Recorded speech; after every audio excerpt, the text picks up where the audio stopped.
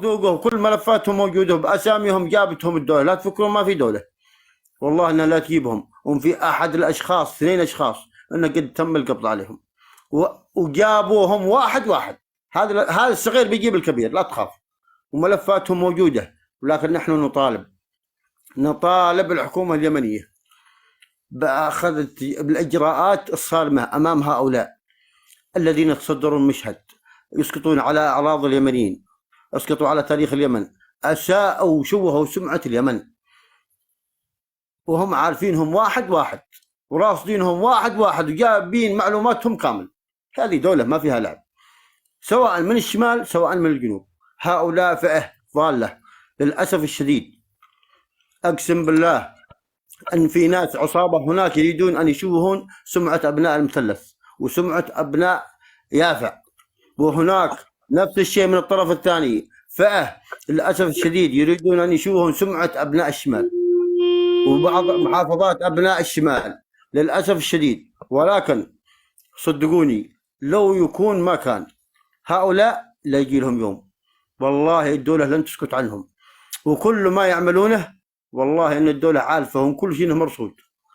أن في ناس هنا عندنا داخل التوك توك راصدينهم واحد واحد بمقاطع بكل شيء، يتم القبض عليك علي الحرام ما عاد لك نقص. كل الدلائل عليك راكبتك من راسك لا تجيلك. هذا خذوها قاعدة.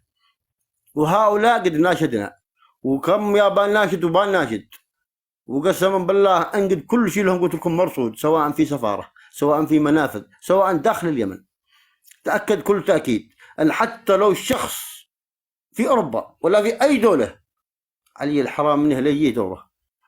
ما هو الكلب ما هو العلق الدار، ما هو اكل اليمن. ما تجي لا تفكر انك خلاص قدك رحت في اي دولة لك 10 سنوات 20 سنة 30 سنة تقول خلاص أنا اليمن ما عاد شيء. لا حبيبي، قسما بالله إنك لا تجي، ولا يجيبونك عبر السفارة ولا عبر منفذ ولا غيره. ولكن صدقوني يا من زرع الفتنة بين أبناء الشعب اليمني شمالا وجنوبا، السبابين وغيرهم وغيرهم وغيرهم، ومن أراد أن يشوه سمعة اليمن أو سمعة أبناء يافع أو المثلث أو أبناء الشمال، قسما بالله انهم لا يلاقون جزاهم. خذوها مني من الاخر. واني اعرف ناس هنا معي في التوك توك وراصدينهم وهم يسمعوني الان، منهم 2 اشخاص موجودين يمينا بالله انهم راصدين ابوهم واحد واحد. ولكن شوفوا، المهرب سنه والملتقى يوم. لا احد يفكر انه بينفذ بجلده الايام. انتم شفتوا الممري وش كان يسوي وغيره، وينهم اليوم؟ عاد شي نقص من واحد سمعته. قلت لكم الدولة موجودة، وكل واحد عليه الحرام، يا انه كل ما زود انه زودها على راسه. كل شيء لهم مرصود. الدولة هي دولة بتجيب معلوماتك من صوتك ومن صورتك، حتى صوتك دايرة الدولة وبتجيبك وغصبا عنك بتجيبك. هؤلاء تصدروا المشهد، والله اساءوا لليمن وتاريخ اليمن واعراض اليمن، وجعلوا غسيلنا اليمنيين في بثوثهم وفي بثوث اخرى. هذه الشبكه مهما كانت لا تفكرون ولا تفرحون، تفكرون هؤلاء بينجون. علي الحرام انهم ما ينجون. لو كان ما كان، فنحن نطالب الحكومه ونطالب كل يمني شريف، تمام، كل يمني شريف، بأن لا يسكت عن هؤلاء وأن يتخذ القرار أمامهم بالإجراءات الصارمة. يا أخي والنعم في أي مكان يكون 100%. بس أين الدولة إذا ما وفرت لي لا مأكل لا مشرب لا وظائف لا بنية تحتية؟ أين الدولة؟ دقيقة يا أحمد دقيقة خليني معك. شوف يا أحمد، لا تأمن الدولة لو كانت رماد. شوف الدولة موجودة، ولكن يا أخي أين الدولة؟ نحن ذا الحين مغتربين يا أخي، كرهنا الغربة، نبي نرجع بين أهلنا. خليني أكلمك، خليني أكمل لو سمحت، كتم بالله أنا ما كملت كلمة. دقيقة يا أخي الكريم، أنت تقول ما في دولة.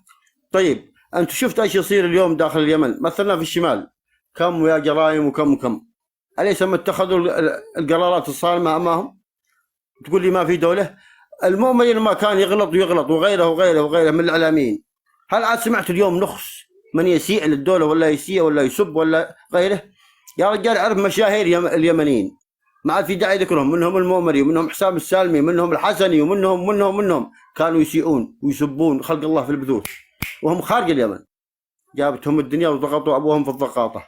الحين تخداك عاد تشوف واحد يطلع يسب ولا يتلفظ بكلام الا بكلام ادب واحترام. ليش؟ لا تقول لي ما في دوله، الدوله موجوده يا حبيبي. السلام عليكم. اسعد الله مساكم. الله يحفظك. في صوت يرحم والديك يا اخي. لما الواحد يتكلم اقل شيء يا اخي كتب، ما بفتح عليك الكتم وتكلم، خلوني اكمل، انا صاحب البث لو سمحتوا. شوفوا يا اخواني، اللي يقول لك والله ما في دوله، لا تفكر ما في دوله، سواء في الشمال او في الجنوب. يا اخي كتب، الله جعل لك الصبر عليك الله، كتب تعال عندك. اللي يقول لك ما في دوله ما في دوله، لا يا حبيبي، الدوله موجوده. المهرب سنه قلت لكم تلقى يوم، قسما بالله يا من اساء داخل السوشيال ميديا او حتى داخل اليمن مهما تخفى عن صورته وعن اسمه الحقيقي انهم لا يجيبونه. هذه دوله ما في مهر حميني، وراصدين ابوكم واحد. هذا اذا احد ما يفهم قلت لكم رساله عدم التعميم. هناك فئه مدعوم لها بان تشوه ابناء يافع وهم وهم هؤلاء ليس للاسف الشديد يمكن ما ينتمون حتى ليافع. وهناك فئه نفس الشيء تسيء للمثلث وهم لا ينتمون للمثلث ولا هم حتى من ابناء المثلث، مدعومين. عشان ايش؟ عشان يزرعون الفتنه ويسيئون لهذه المحافظات. فرجاء يا شباب، رجاء اي واحد بيحاور حاور بادب واحترام، حاور بادب واحترام، لا تعمم. اذا بتسقط اسقط بطريقه فنيه وباحترام على اشخاص معينين، خص ولا تعمم. رجاء يافع اليوم في السوشيال ميديا ما شوه سمعتهم وهم غنيين عن التعريف. يافع الكل يعرفهم، يافع التاريخ، يافع الشموخ، يافع الابطال منهم هم المثلث. يافع وضلع وردفان، يجيك كم من جربوع وكم من سلتوح اليوم خلاص، يعني يجيك كم من غشيم وكم من هبل يصدق كلامهم. والله ابناء يافع ابناء المثلث هذا الهبيله هذا بيصدق الكلام هذا، لكن اللي عاقل اللي فاهم اكيد ما بيصدق الكلام هذا. فانا قلت لكم اعيد واكرر نصيحه لوجه الله، قسما بالله يا كل واحد بده اخذ جزاته. الرسول عليه الصلاه والسلام قال الفتنه نائمه لعن الله من ايقظها. اذا احد يفهم وما يفهم هذا الكلام الزبده، خذوا الكلام يجيب على الشارع وكل واحد بياخذ جزاته. تفضل يا دحوم. اتمنى ما يقاطعوني ذولا عشان يكون الكلام حلو كذا.